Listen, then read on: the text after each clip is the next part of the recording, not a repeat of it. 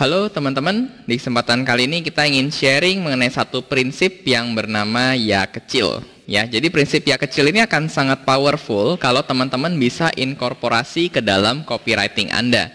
Jadi tujuannya di sini adalah kita ingin membuat target customer Anda mengangguk dalam hati. Jadi yaitu adalah kita pakai ya kecil agar nantinya mudah untuk melakukan ya besar atau order produk atau jasa Anda. Nah, jadi intinya Anda ingin customer Anda untuk merasa gila ya, nih orang ngertiin gua banget gitu ya. Jadi kita pengen untuk kata-kata itu keluar dalam hati customer ketika dia membaca copywriting dari kita. Oke. Nah, ya kecil ini ada 5 komponen yang nanti teman-teman bisa pakai.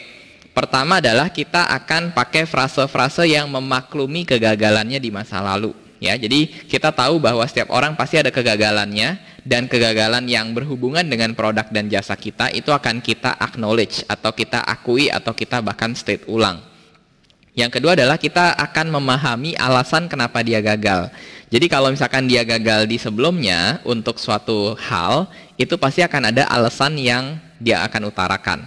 Ya, calon customer Anda akan punya alasan tersebut. Nah, itu akan kita pahami dan akan kita state ulang.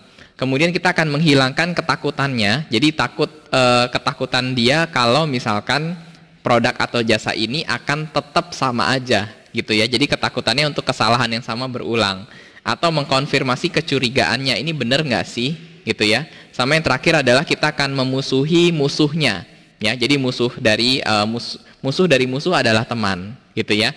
Nah, mungkin biar lebih jelas kita akan bahas satu-satu dan kita akan bahas contohnya.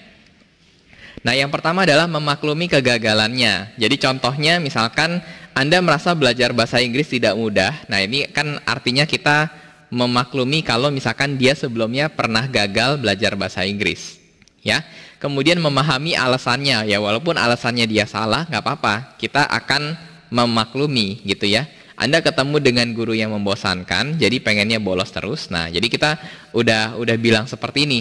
Jadi kita bukannya menyalahkan dia, ya salah kamu sendiri, kamu bolos terus jadinya nggak bisa bahasa Inggris. Nah, tapi ya kita akan memahami alasannya bahwa gurunya bosenin gitu ya. Atau Anda terlalu sibuk jadinya nggak sempat buat belajar terus menerus gitu. Jadi kita pahami alasan kenapa dia gagal di masa lalu. Oke. Kemudian selanjutnya adalah menghilangkan ketakutannya untuk takut gagal lagi ya.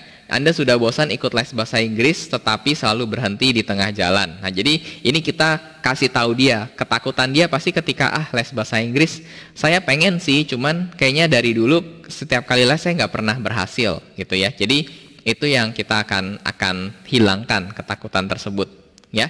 Mengkonfirmasi kecurigaannya ya, misalkan emang saya nggak bakat, jadi mereka menyalahkan dirinya sendiri. Kayaknya saya sendiri tuh nggak terlalu bakat dalam belajar bahasa. Jadi mau siapapun ngeles dimanapun sama aja nggak bakal berhasil. Jadi kita bilang Anda pesimis bahwa Anda memang tidak berbakat berbahasa Inggris gitu ya. Jadi di situ kita nanti bisa kasih counternya. Oke? Kemudian yang terakhir adalah memusuhi musuhnya. Jadi salahnya bukan di Anda, tetapi di metode dan guru pengajar Anda sebelumnya. Oke? Jadi kita menyalahkannya bukannya orang tersebut, tetapi kita salahin musuhnya atau kompetitor kita. Gitu ya. Jadi ini contoh-contoh cara prinsip ya kecil. Jadi nanti teman-teman bisa pakai ini di copywritingnya.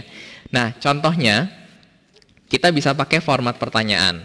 Jadi format pertanyaan itu misalkan apakah Anda ingin meningkatkan penjualan Anda? Apakah Anda sudah capek follow up tanpa hasil? Apakah Anda sudah capek kerja banting tulang tapi penghasilan segitu-segitu aja? Dan seterusnya. Jadi itu adalah format pertanyaan. Ya, format pertanyaan dengan cara kita ambil salah satu dari 5 komponen ya kecil tersebut.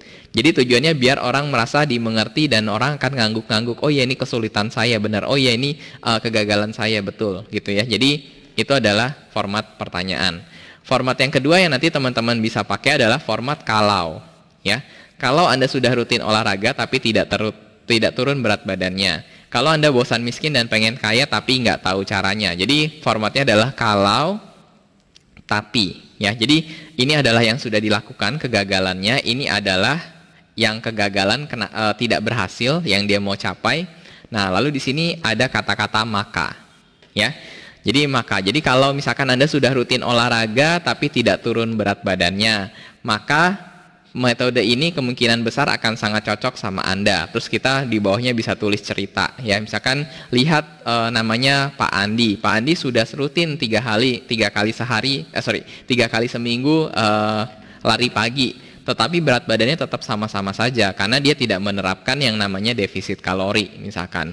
Nah, defisit kalori adalah begini gitu. Jadi ya, bisa kebayang ya dari ya kecil tersebut bisa diarahkan ke arah menjual produk atau jasa kita. Oke? Itu ya teman-teman, yang penting adalah prinsip ya kecil ini sangat-sangat powerful.